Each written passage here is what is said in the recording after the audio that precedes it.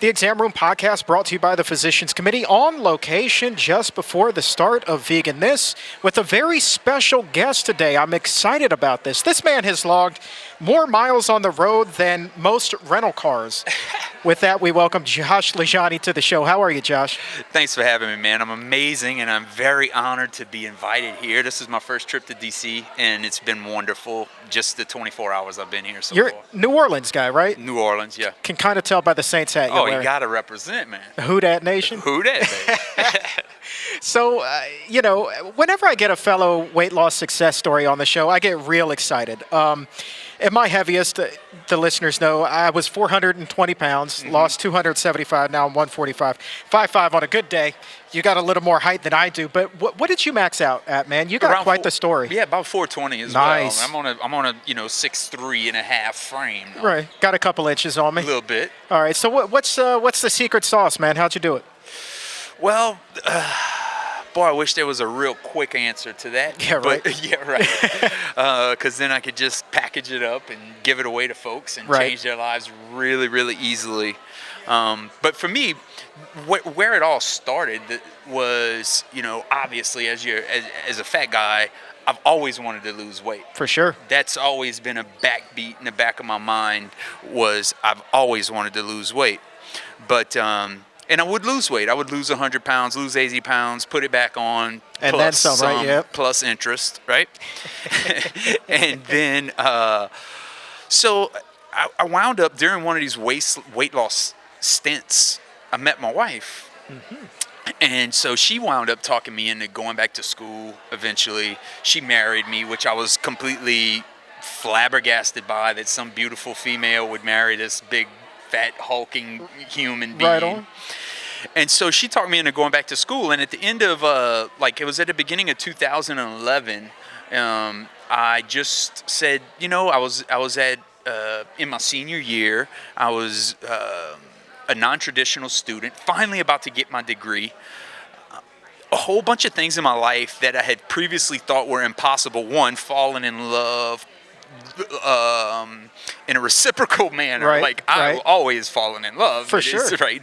But to have that in my life, to have that in my wife, and have someone who loved me no matter what, that blew my mind. Right, it was impossible, proven possible. The Saints won the Super Bowl. That's the big one. In 2000, I was like, in my entire life, I thought, as a foregone conclusion, is never going to happen. Right. Here we are. Bam. Saints won the Super Bowl. Another thing was I am a has-been football player, has-been athlete who peaked out in high school, flunked out in college, got hurt, and so I'll never go back to school and get my degree. And here I was in 2011, just 12 months away from finally getting that business degree that I'd always coveted secretly, but never really had the gumption to go far until my wife really prodded me into it. And so as I began that year, February 2011, I felt smart. I felt really good about myself for earning my degree finally. I felt really good that I had this beautiful wife who had a career and who was just so smart and supportive. It's a shot of confidence right there, man. Right? Big time. And so I was like, I want my outside to match my inside. I feel smart, but what I'm doing to myself right now doesn't look very smart. To be, wearing a 56 waist jeans. Yeah, man. I don't look very smart. It doesn't look like a smart route to take. And so I was scared to do it, but I eventually just said, I'm going to look better by the end of the year. I want to put on a suit and not feel embarrassed when I'm standing in front of my capstone course classmates. There you go. So that's what set me off in 2011 is I wanted to just simply look better in a suit by December. I like the way that you said that. Like, it wasn't I hope to, it's I'm going to. Yeah, oh yeah. That's so important. Yeah. It's just that verbiage, man. It's so powerful. Oh, linguistics is huge. Yeah. How do you talk to yourself when no one's looking is really, if you want to talk about a secret sauce, that's the secret sauce. For sure, man. For you sure. better befriend yourself. You better give yourself a big, warm bro hug, or you're going to be fighting an uphill battle. Right, right. So all the while here, right before you made up your mind to kind of feel good on the outside like you did on the inside, you said that you would kind of yo-yo dieted a little bit. Were you on the incline at that point? Were you going back up, or were you, because you had this beautiful woman, you were trying to keep yourself in check? Oh, no, yeah. She made it clear very early on that she loved me no matter what, and I took that to heart. Good woman. Good woman. I probably put on 100 pounds in our first year together. Right. So, yeah, I was definitely on my way up, and especially since the Saints had just won the Super Bowl earlier in 2010. Right. And so that was a lot of partying. Party time. Lots of partying, lots of away games, just living it up. And not only the food calories, but the alcohol calories. Dude, tell me. Oh, my goodness. There are so many empty calories in booze, it's not even funny, man. It is crazy. And so the follow-up to that, because I'm immediately thinking, oh, back-to-back Super Bowls, baby, here we go. Oh, keep and so the party all going. of 2010, we're still trying to keep that wave going, keep that partying going. So I was definitely on a steep climb for all of 2010, and I definitely topped out in the fall of 2010. That was definitely my biggest. Right on. That was And definitely my biggest. 56-inch waist. 56 That's pretty inch good. waist. I mean, so you were up about see, now here's the problem with being a shorter guy. I was that same weight. I got up to a 66-inch waist. This isn't a contest. I'm just saying, like, I wish I was fancy. 6'3", man. It wasn't, man. I mean, like, these are big pants. Tell me something, man. Here's something that only, like, big guys understand. You know, everybody's got those photos where they stand beside those pants that they used to wear, right? Yeah. But the feeling that you get when you hold that up, like, for me, the first time I did that, like, I felt proud of what I accomplished, but I also kind of felt sick inside. Like, how did I ever let myself get to that level? Yeah, that's a fleeting thought. I try to not think about that. Right. Right. I try to let it go, because I do. That is a very, I think that's a very normal thought as someone who is where we are. Yeah. Based on where we were, and but it's a very. It's deleterious to my current happiness to go there much, right? So I don't. I look at it. I feel sorry for the old me. Right. Rather than be disgusted by or angry with the old me, I look at him and I go, man, I feel bad for him. I wish we could have got this together sooner, but we didn't. And I love you. Because that fat guy has contributed more to my memory bank than anything, right? I have accumulated more happy memories and more friends in that time of my life. I can't really designate it as evil time, terribleness. I just can't do it. It's just different. Sure.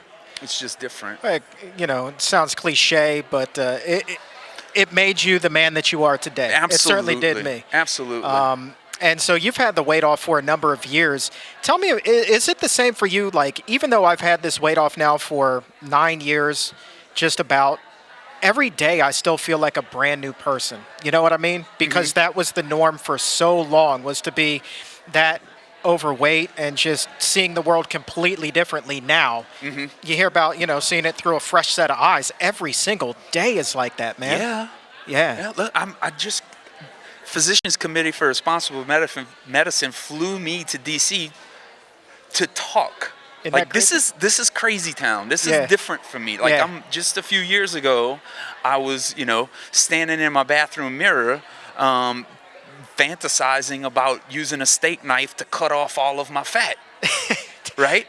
Yeah, man. I know where you're coming from. You hold that big belly and look in the mirror and like, what if I could just rip it off? Yeah. And I would hold it up and try to see my profile. What would my waist look like if I didn't have this belly? Yeah. Like, I feel brand new every day. That's pretty cool, man. So let me ask you this, man. So what'd you do, man? I mean, that's the big question. So you make up your mind by December that you're going to look good in that suit. Right.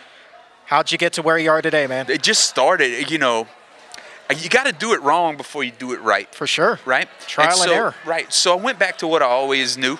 I went back to the gym. I'm a football guy. So I went back to 3 sets of 10 and lots of clinking iron, and whey protein shakes, but I need 3 scoops because Naturally. I'm a mule. Beast. Right. Right. And so that's what I did. It was just, I wanted to sweat more and eat less. That Right was on. pretty much it. That's what I had always done. I had lost 80 plus pounds several times, Yeah. at least 3 times in Were my you doing life. gimmicky diets? Yeah, sure. Well, it was almost always some version of a low carb situation. Yeah. That's always how I would get the weight off. Yep.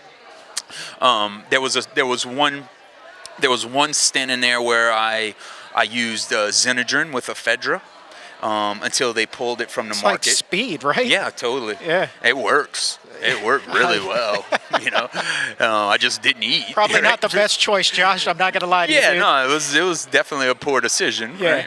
Right? But it was a learning experience. Yeah, for sure. So I went back to just hitting the weights, Right. watching the carbs, and making sure I drink all the GNC whey protein I could find. There you go. And that's how it started. And I mean, when you weigh 420 pounds, you don't have to do much very right to lose weight. No. I mean, you're burning a whole lot of calories just being that big. Yes, sir. Yeah.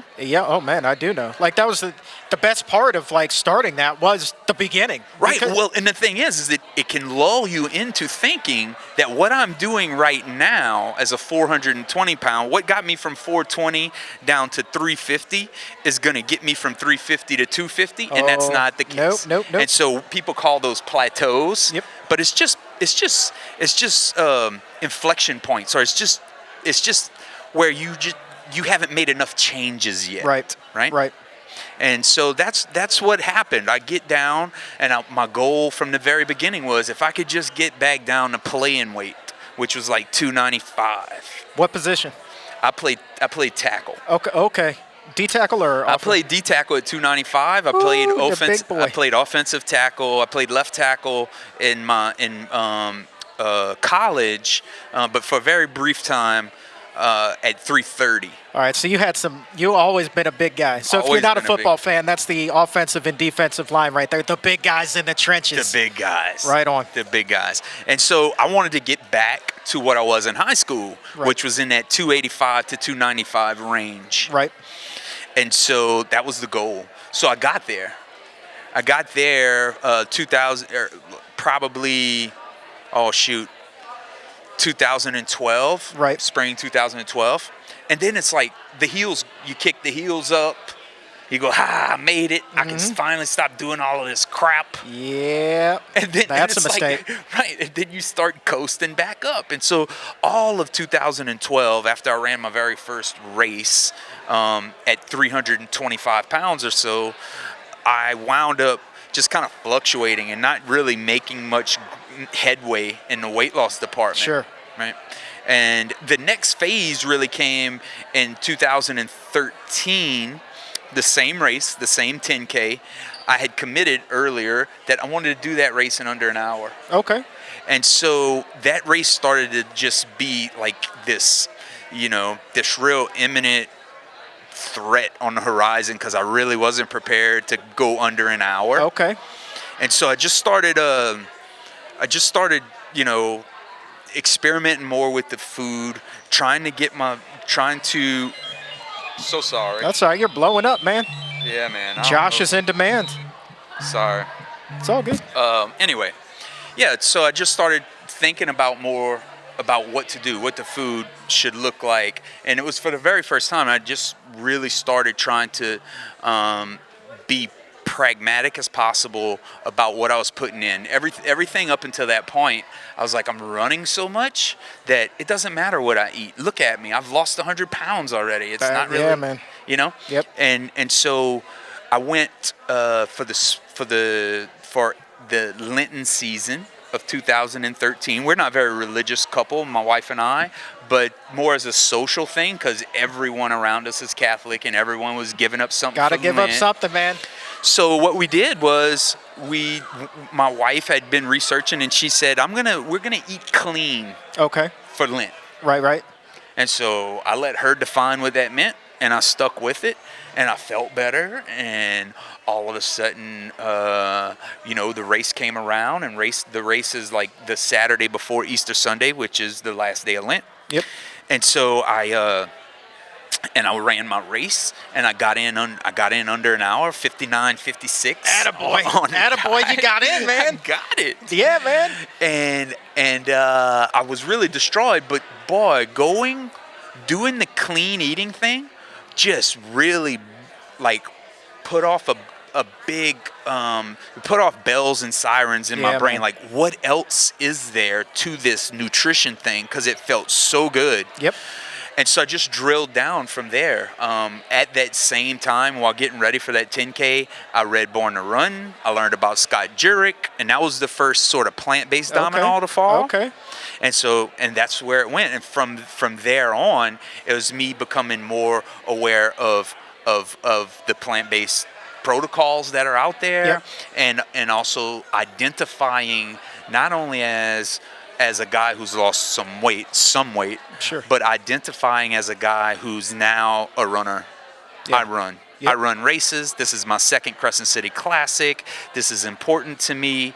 And then further, as I learned about Scott Jurek, Rich Roll, Brendan Brazier, these, The big names. the big names in the movement as far as athleticism goes, then I started to identify not only as a guy who's lost weight and is a runner, but I started to identify as a plant-based runner, where I really sort of took it on as a mantle. It was something that I became proud of, especially after listening to so many Rich Roll podcasts as I started training for my first half marathon, and really sort of just learning more and more about food and its connection to chronic disease, Right. and understanding how many chronically diseased loved ones I have lost in my life. And once that connection was made in my brain, I kind of got mad. Oh, dear. I kind of got mad at the status quo. Right. I kind of got mad at the paradigm. And I was like, you know what? I'm going to just start swinging a big sledgehammer at all of these norms that I thought, Do it, man. and that's where I've been. Break since the walls then. down, Yeah, dude. just start swinging and going, and not just haphazardly, but bring some facts with you, bring some resources with you. Go look for yourself, and that's kind of where I've been. That's in a nutshell how it all got started and got me to where I am right now.